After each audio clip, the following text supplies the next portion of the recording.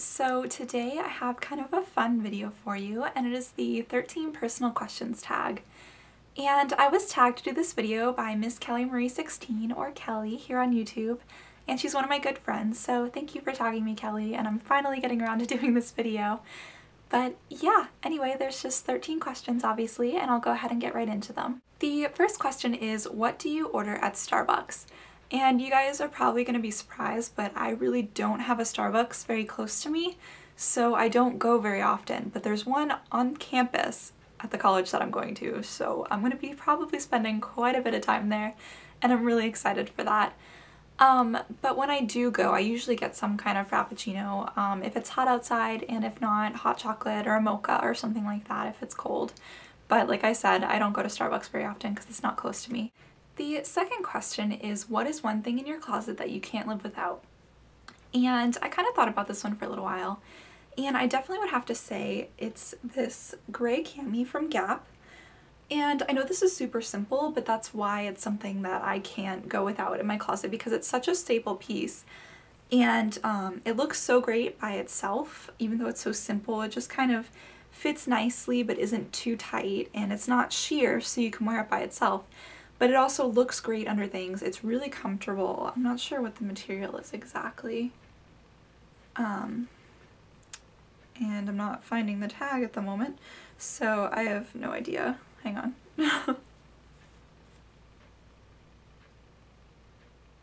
Oh, well, that would make sense. It's 92% cotton and 7% spandex. So that's why it's really comfortable. But honestly, I've had this tank top and a couple other ones from Gap since freshman year of high school, and I'm going to be a freshman in college, and look, it's still in perfect shape. So I love these camis. I wish Gap still sold them because I would buy like a million more. They're definitely a staple piece in my closet, and I could not live without them. Question number 3 is, what is one thing that most people don't know about you? And one thing that most people do not know about me is I am a huge NASCAR fan. And I know that makes you just want to stamp the redneck stereotype right on my forehead, but I think I'm living proof that you don't have to be a redneck to be a NASCAR fan. I just love races, and I love watching it every weekend. Unfortunately this year I've been working a lot on Sundays, so I haven't had the chance to watch a lot of the races, but I also live within a decent distance of Daytona. And so obviously that's where the Daytona 500 is, and some other really good races during the season. And so my parents and my family and everyone will go down there together, and we'll go see races, and it's just so much fun. And I just love the culture of it. I love the spirit and the energy, and I don't know, it's just so much fun. And I really think you have to go for yourself to experience it, because otherwise just watching it on TV, it's not the same. So I don't know, I've just kind of been hooked since I was a young girl, and it's just so much fun. Question number 4 is, name one thing that you want to do before you die. And mine is kind of just a life goal that I have, and I want to see my name in the credits of a big movie.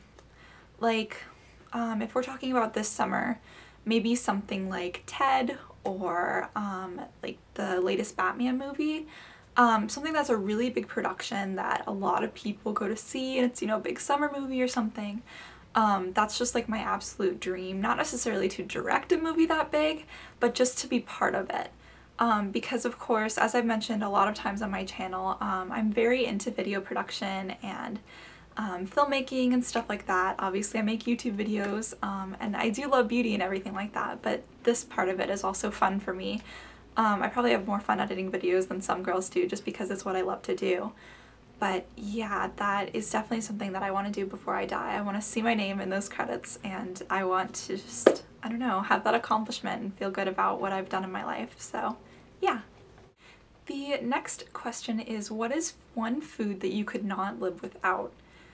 And I'm not really sure for this one, because I do like a lot of different foods.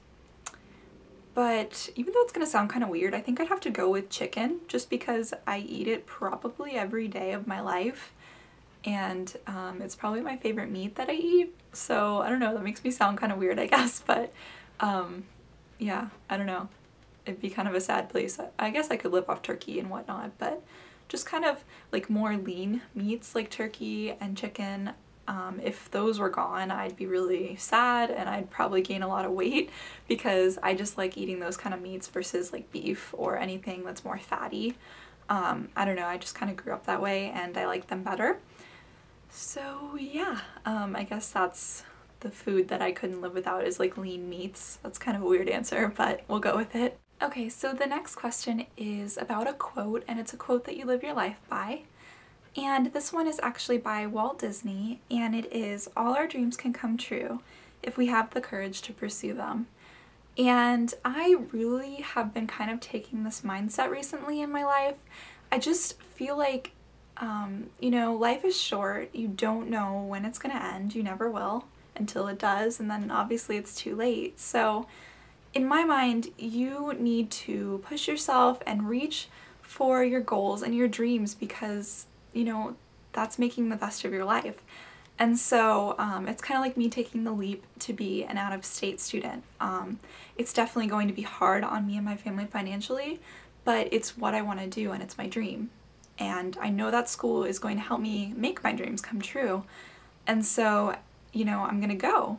And I don't know, it's just, that quote means a lot to me. I actually found it recently and I just really felt like it spoke to me, and that is something that I try to live my life by. I try to just push myself and follow my dreams, and if things don't work out, then that's okay. I'll just keep going. So yeah. The next question is, what do you like and dislike about the YouTube community? What I love, not just like, about the YouTube community is all of the support, just from subscribers, from each other, from just everyone on YouTube. YouTube is such an amazing place, not just in the beauty community, but just all around. It's people sharing things that they're passionate about with other people who are passionate about it too. So I don't know, I just think it's so cool. I mean, I have so many artists on my iPod from YouTube. I've watched movies from people on YouTube that amaze me, and I wonder what they will do, you know, when they actually reach the point where they make their own movies professionally in Hollywood, because they're already so good. I don't know, it's just amazing to me what YouTube has become in the short time that it's been around. I mean, I know it's only been 5 or 6 years, maybe more than that. I'm not really sure, don't quote me on that. But in the time that YouTube has been around, it's come so far. People have made careers out of it, and to me, it just gives me chills. It's amazing. So yeah, I love that about the YouTube community, just the ability to share things with each other and just kind of put things out there and really just share it. So I don't even know what I'm saying anymore, so I'm just gonna stop.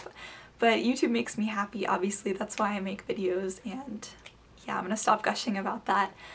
And what I dislike about the YouTube community, I think, would be the hate. And I know that's probably the answer that most girls give that have done this tag, but it's just honestly hard to deal with, I guess, when you put yourself out there and people kind of try to put you down. But I think I've realized the longer that I've been making videos that some people just aren't going to like what you're doing, might think what you're making, you know, your videos are silly or whatever. But it's their problem, not yours. So you just have to keep going and not really care what they think, and then it works out in the end. The next question is, what is your #1 listened to song on iTunes? And really, I don't use iTunes very much on my computer, but I looked earlier and it was a song by John Mayer. I want to say it was "I Don't Trust Myself with Loving You." Not totally positive, but that album, Continuum I think it's called, is the highest played on my iTunes, and it probably is on my iPod too, because it's such a good album and I fall asleep listening to it all the time, so that's probably the highest played for me. The next question is, what kind of style would you find yourself as having? And I kind of have a hard time defining my style because I feel like I take things from different styles and kind of mix it in, but I probably would lean towards classic or girly, just because I do kind of follow some trends, but I'm not like super into it, and I kind of just go with things that I like. So yeah, I don't know, classic and girly, I guess. Maybe that describes my style, I don't know. Question number 10 is favorite number, and it's 6. Don't know why, just always has been. The next question is name 2 hobbies, and of course the first one is really obvious, making YouTube videos. But another hobby that I have is writing, and I actually haven't done much of it recently, I really want to start getting back into it because at least I've been told that I'm a pretty decent writer, and I have a lot of fun when I'm doing it. I love making up stories and just kind of playing with the characters and seeing where it all takes me, so I do enjoy writing and I really need to pick it back up. The next question is 2 pet peeves, and I'm not really a very picky person or someone who gets annoyed very easily, but one thing that does drive me absolutely crazy is bad grammar. And it's not even that people are just like terrible and they can't write at all, but when you can't tell the difference between your, or like there, and there, like the spelling, Google it. It's not hard, you know? It always drives me so crazy when they use the wrong one. I don't know why. It's just like, ugh.